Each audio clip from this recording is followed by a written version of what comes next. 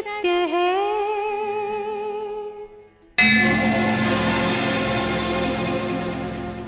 सत्य ही शिव है,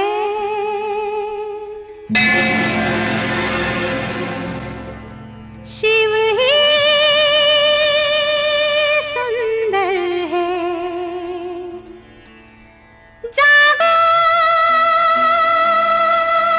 उठ कर देखो, जीवन जो तुजागर है। सत्यम शिवम सुंदरम, सत्यम शिवम सुंदरम, सत्यम शिवम सुंदरम।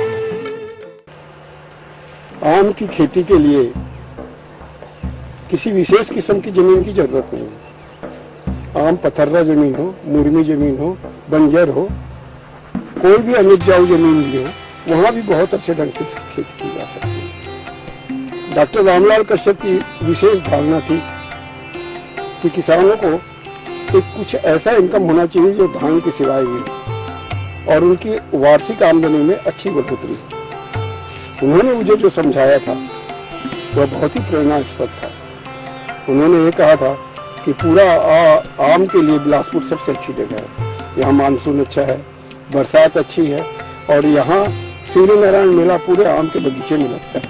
राजपथ जो रतनपुर से बिलासपुर तक है, वहाँ पूरा आम के पेड़ लगे हुए हैं। इसके बावजूद भी किसी भी नदिया के पास, किसी भी तालाब के चारों तरफ आम के पेड़ आपको कटघोरा, बलौदा, जो भी जंगल इलाका है जहाँ पर भी, वहाँ चारों तरफ मिल जाएंगे। ऐसे में यदि किसान आज के दिन आम की फसल की खेती करे और पूरे लगन के साथ करे तो एक तो 12 महीने का काम है।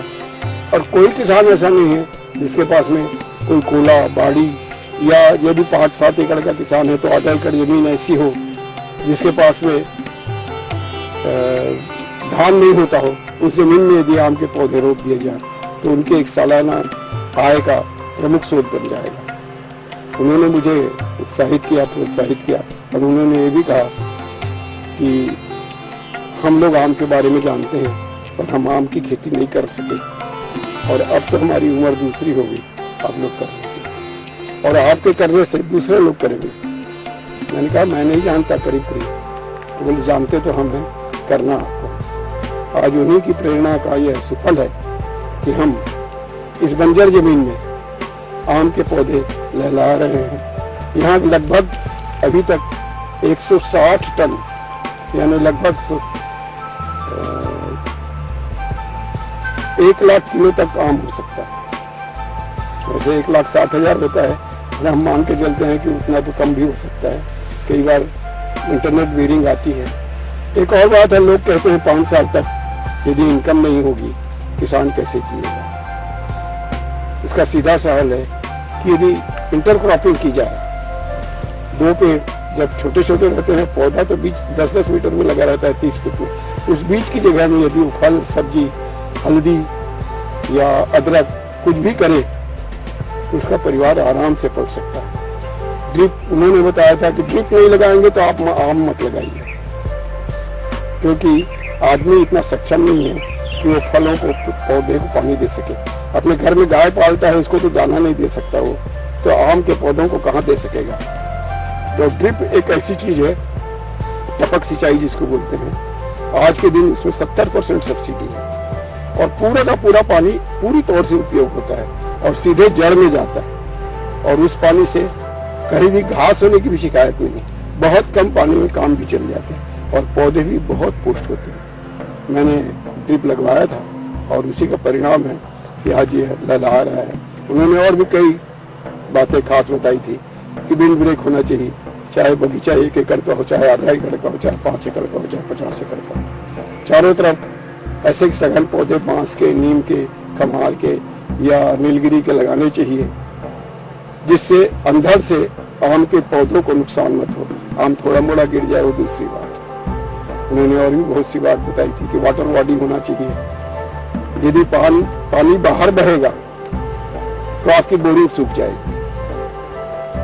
और बोरिंग सूख जाएगी तो उसका कोई पानी नहीं। इसलिए उन्होंने एक वाटर बॉडी भी बनवाई है और हमारे यहाँ पिछले 18 साल में कभी पानी की कोई दिक्कत नहीं। उनका आशीर्वाद है कि आज ये बगीचा लहला रहा है।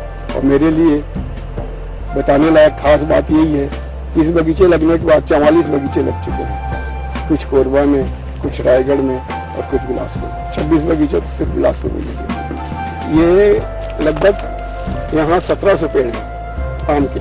इसके सिवाय चीकू है, मुनगा है 400 पेड़, अमरूद है, आंवला है, काजू है, कटहल है, सब है। सब मिलाकर के 3000 पेड़ फलों के हैं और 5000 पेड़ खमार, नीलगिरी, बांस, नीम इसके हैं। इस तरह से ये 8000 पेड़ों का एक जंगल है।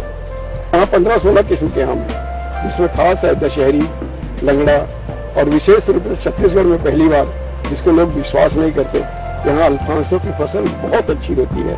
किसी भी मामले में रत्नागिरी से कम नहीं। रत्नागिरी के 2 साइंटिस्ट आए थे रायपुर प्रदर्शनी में, डॉक्टर हेमंत सावंत और डॉक्टर जोशी। उन्होंने मेरे आम को रत्नागिरी के आम से समकक्ष बताया था, या ऐसा कहा था कि यह आम पूरी तौर से एक्सपोर्ट क्वालिटी है। तो विशेष कहने में यह है कि आम का पौधा लगाइए, जो डॉक्टर साहब बताया करते थे, कश्यप जी, डॉक्टर रामलाल कश्यप। उसमें विशेष बात यही थी कि पौधा लगाइए, प्रकृति से जुड़िए, आपका जीवन शांति से गुजरेगा और वरुण देवता खुश होंगे, इंद्र देवता खुश होंगे। आप जनमानस के लिए पर्यावरण के प्रदूषण होने से बचाने में एक अच्छी भूमिका निभा सकेंगे। सब मिलाकर यह आय का साधन बनना चाहिए, ये उन्होंने प्रूफ करने की कोशिश की। और ये यहाँ प्रूफ है कि आज मैं करीब 14-15 लाख रुपए का आम बेचता हूँ और यहाँ का खर्च 4 से 5 लाख।